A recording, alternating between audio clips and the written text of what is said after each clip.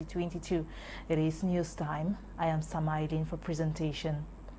Over 500 national identity cards have been released by the National Delegation for Security across the country, alongside a free toll WhatsApp number in a bid to enable individuals retrieve their cards once they have been processed.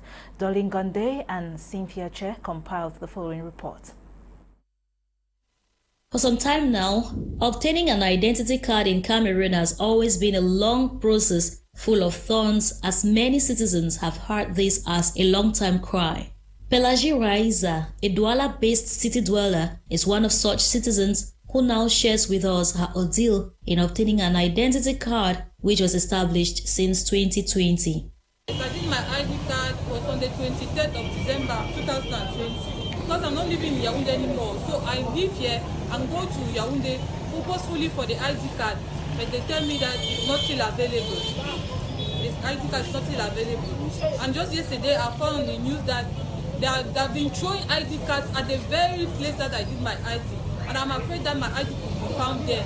Meanwhile, I still went there last time, it's not up to 1 month. I went there and my ID card was not still available. However, in addressing this long-age cry, the Delegation for National Security in Cameroon has come up with this free WhatsApp toll number +237 657 225 188 to enable many Cameroonians retrieve their identity cards once produced. Sadly enough, many, like Raiza, are unaware of this update. I'm not sure, because those people don't take their time to really check on them. You just take the ID card and not even up to 2 minutes that for it giving you back that it's not where to be found. That's not yet available. Besides that, there is a document currently circulating on WhatsApp containing a list of names of persons whose IDs need to be retrieved from various police stations. This is still authored by the General Delegation for National Security in Cameroon. It should, however, be noted that just a few months back, a man who goes by the name Daouda Fondiko was arrested and later released by the forces of law and order in Fumbot, West region of Cameroon, after ransacking the police station in a bid to retrieve his ID card. But according to reports, the consequence went as far as him being detained to the man's pregnant wife having to pass away in the hospital during childbirth. A situation many have attributed to have been caused by the stress she went through in visiting her husband in jail. As such, the coming in place of this new measure by the National Delegation for Security in Cameroon is expected to go a long way in curbing the long-age cry of obtaining an ID card in Cameroon once it's established. Despite the festivities, December has been a very difficult month for the Cameroonian entertainment industry following the deaths of some legendary musicians. The most recent is Penda Ndale, who was found dead in his hotel room in Paris on the 26th of December. He died at the age of 64. Julian Dambi has details.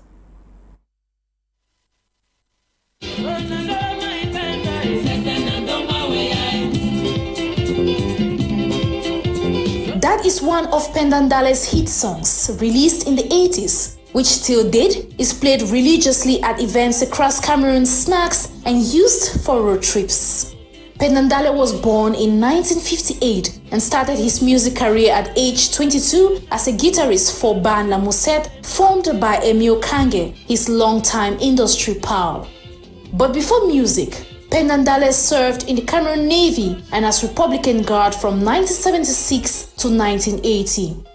In 1980, he started his solo music career, producing some of Makosa's biggest hits. He is one of those who popularized the Makosa genre, which was the most listened form of music across Africa in the 70s, 80s, and early 90s. Penda Ndale is said to have been found unresponsive in his apartment in Paris, France, and the cause of his death is suspected to be a cardiac arrest.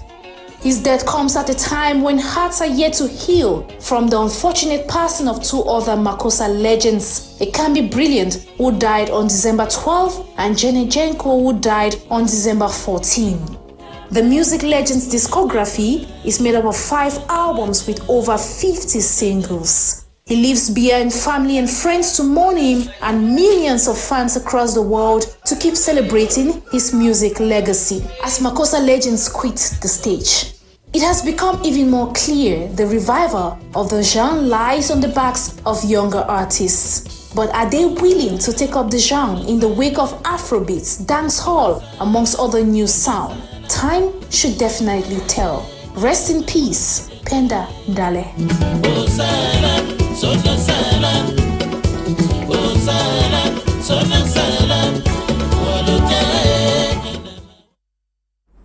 Indeed, Julian Dambi, may the souls of those fallen heroes rest in perfect peace. Now on to something else. During a holiday trip to the Northwest region, staffmen Bo Elvis and Charles Kebua had a one-on-one talk with the mayor of Bamenda City and the Northwest Regional Coordinator of the DDR Center to understand their contributions for a return to normalcy in the region. Bo Elvis tells us more in this report. Officials of the DDR Center in Bamenda say they will not relent their efforts in asking fighters to drop their arms as recommended by the head of state.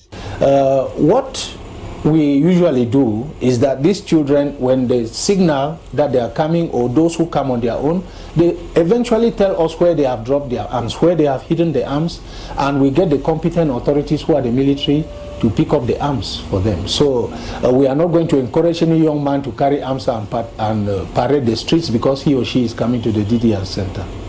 Kum Henry decries the exportation of criminality to other regions. The zeal is there. But the mistake that a good number of them have made in the past, and some are still making, is that they leave the bushes and run to other towns of the country. And we have decried that because that is exploitation of criminality. You know, the DDR Center focuses a lot on the psychosocial and psycho-religious aspects of humanity. At the level of the Bamenda City Council, the mayor says he would never speak with water in his mouth with regards to the situation on ground. People are scared to say that, oh, kidnapping is bad because they feel they themselves will become the target. It is bad from the beginning and in the middle. It is bad. To kill your brother is bad. It has never been good whatsoever. So these are issues which we must denounce. Even if you want to change the government, it is not by the gun. Development officials believe circumstances should not stop the population from focusing on the development of their communities. We can help our families find peace. We can have the community develop. Show me an area that development has come by way of war, by way of burning and looting, by way of killing. No, far from it. My humble appeal to people is that even though they don't understand it, let old habits go. Let things that are gone be gone. Let things now become new. And for this purpose, we can make a new beginning. The people of Bamenda look up to peace with a lot of impatience.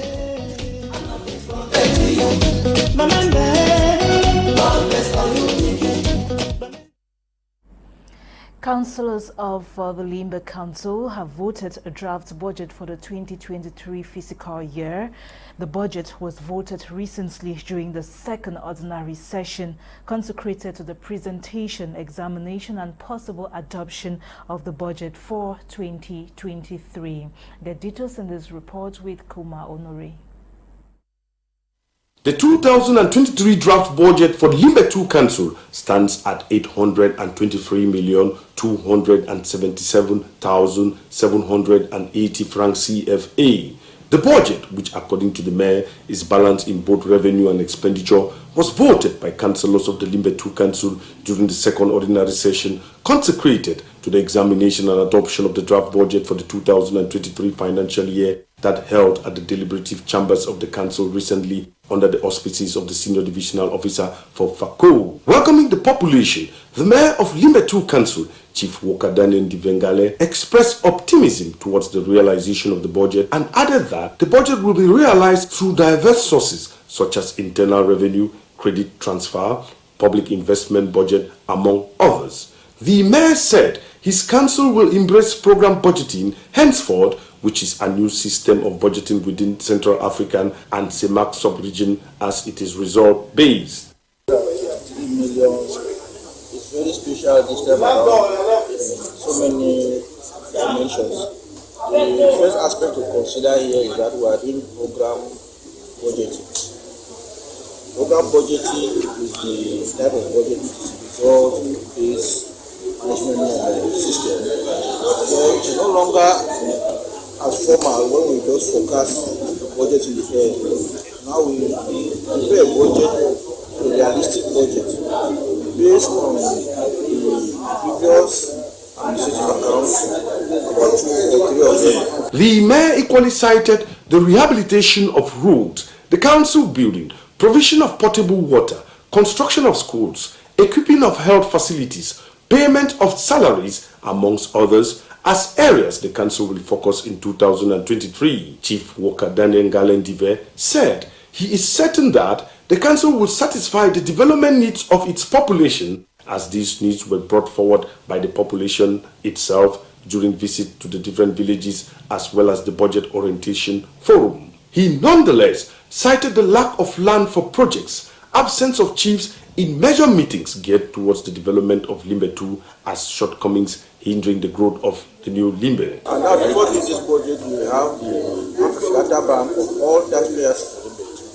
So we are sure how to raise this fund every given quarter. So the program budgeting system is the one that can program a budget. Say, let me take an example, a budget for 50 million. I might decide to invest just 10 million francs for the first year, and then the remaining part of it manage within the course of 3 years with the rest of the project. So must not complete the project on the first year. We start the project and program it. That is program budgeting. So that is how we look at it.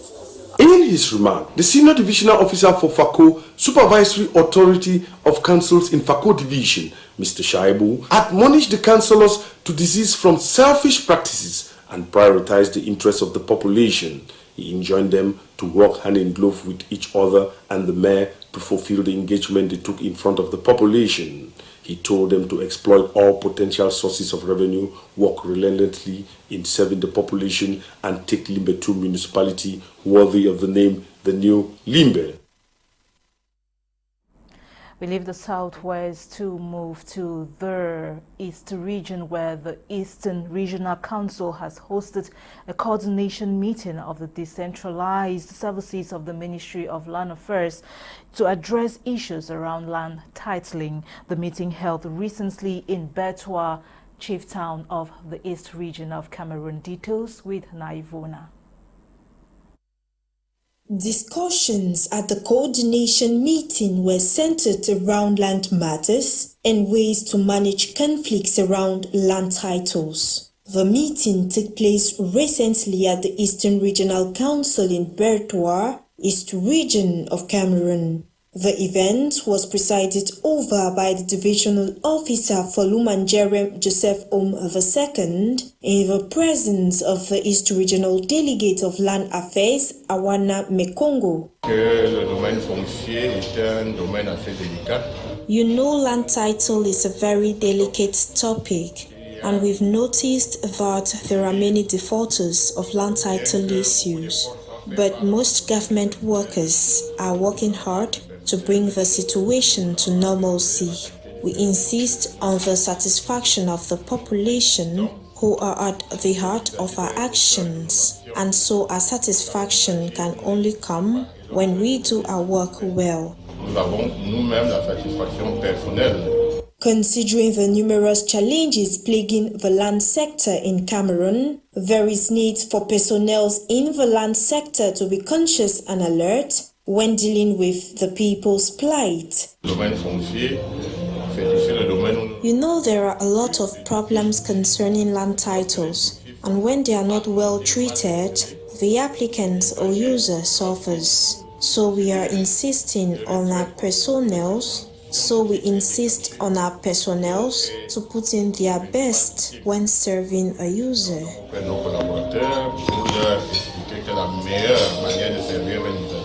It should be noted the session also had in attendance several officials and heads of services in the land sector of Bertois who came together to ensure the smooth functioning of the land sector. These delegates were challenged to take their work seriously, while landowners were called upon to follow the right procedures for land ownership in order to avoid the resurfacing of conflicts around land titles.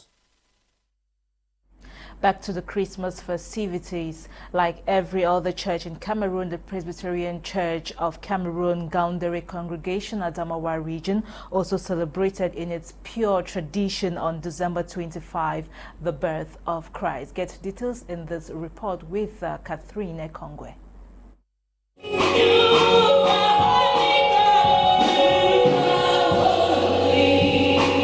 Praises, adoration, biblical lectures on the birth of Christ marked the celebration of this year's Christmas at the Presbyterian Church of Gaoundéré, Adamawa region of Cameroon. Officiating the service is Pastor Tim Felix, who encouraged Christians not to give up in Christ, who is born to redeem the world. It's Christmas, the day our Savior Jesus Christ was born.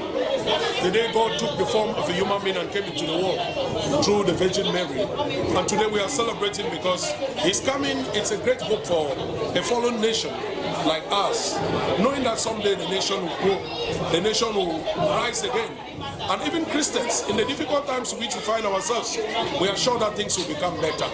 I kept telling them in church today they should not be afraid, they should not be discouraged, they should not be frustrated, because the coming of Jesus Christ gives hope to us and gives us the ability to see that the future is certainly a bright one.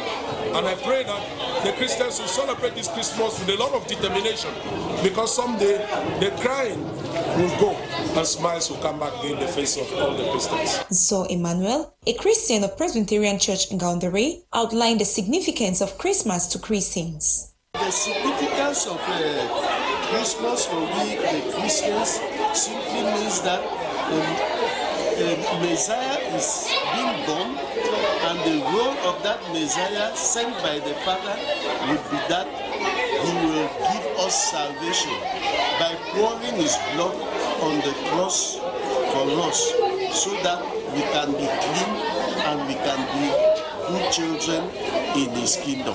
During the celebration of the Nativity, many people received the sacrament to be transformed as Christians. And give you peace. Pastor Tim Felix, at the end of the service, played the role of Father Christmas as he celebrated and shared gifts with kids. Let's now move back to the southwest region and over in Boissa, where a 71-year-old man has put primary school weaving lessons to practice, while a tenant, after 15 years of stay in another's hut, has gained experience in building the secret hut. Emmanuel C. traveled to Boissa and is back and now tells us more. Boissa is a village in Fako in the southwest region, with everyone getting busy with something.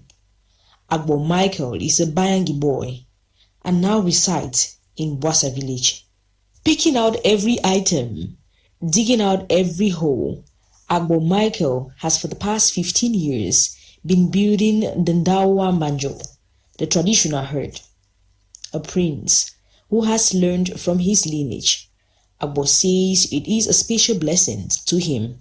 I learned it from my father because my father was a chief, because his father also, who is my grandfather, was a chief. Okay. And I'm a prince. So not any other person can know how to build it or what is the sacred part of the house. At the site, Ewume Alexandre is 71 years old. He recalls his lessons from weaving classes back in primary school and makes amazing traditional caps, bags and hats from fiber. I studied weaving in primary school through our teacher. We used to make plates with wood, make the cover, make spoon. So I developed this other one through my grandmother. who was making baskets. So now this one is just a rope. When I cut it, it's very simple. I clean it, then I dry it. Immediately after Christmas, the villagers gather at the chief's palace to dance, sing, and play. Thank you, Emmanuel C. Now on to health. We talk vaccines, vaccination, and the immune system. According to the World Health Organization, hybrid immunity, which consists of natural functioning immune system and being vaccinated, is the best immunity for each and all, as it helps our body to be very responsive in fighting off known and unknown diseases, illnesses, infections borne by germs. Get more in this detail in this report with Bokengo Worthy Kemia. Being a large network of antibodies against white blood cells, tissues, chemicals, and more, aimed at fighting off bacteria, parasites, viruses, and fungi that can cause lifelong and threatening infections in the body. The immune system, which helps protect our body from foreign invaders, can also be strengthened through vaccines to help fight off new diseases like the SARS-CoV-2 and other germs when they invade the body for the first time. The way vaccines work, and they're an amazing innovation of the 20th century, is by mimicking the organism, the virus or the bacteria. And so the spike protein of the SARS-CoV-2 virus is taken and made into a vaccine. Of course, we know there are different types of vaccines, mRNA, the virus vectored vaccines, inactivated, but they all do the same thing, and that's present in a safe way the antigen of the SARS-CoV-2 to the body. And so the immune response that's generated is very similar to the immune response to a natural infection. But of course, the vaccines are a safer way of stimulating the immune system. Worth noting is the fact that though vaccines help boost the immune system, this can only be possible through vaccination. Nonetheless, the stimulation of one's immune system by vaccines differ from person to person for many a different reason. So natural infection does stimulate the immune response and gives you some immunity, but it varies from person to person. So if you've had a very mild infection, the immune response may be actually quite low than those who've had a severe infection. And we don't know exactly how long it will last. In some people it lasts a few months, in some people it goes to a year.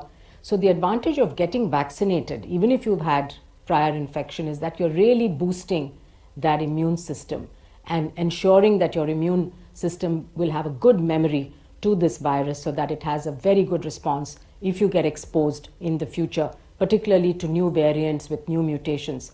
So hybrid immunity, which is both natural and vaccinated, is the best kind of immunity to have. With natural infection being able to stimulate the immune system to produce antibodies to help fight off diseases and infection, it is important to keep the immune system always up to date by means of eating foods rich in probiotics like yogurt, eating plenty of fruits and vegetables, avoid alcohol and smoking, get enough sleep, keep hydrated by means of drinking more water, exercise regularly, practice proper hand hygiene, as well as making regular visit and check-up to the hospital a priority. The head coach of Cameroon's Indomitable Lions, Rigobert Song Bahanag, and the former Lions keeper, Andre Onana, have been nominated under the best coaching and goalkeeping category, respectively, of the International Football Federation of History and Statistics. This is partly attributed to their performance at the just-ended FIFA World Cup in Qatar. Sports lady Magdala Eyong-Bisson completes that story. Milan and former goalkeeper of the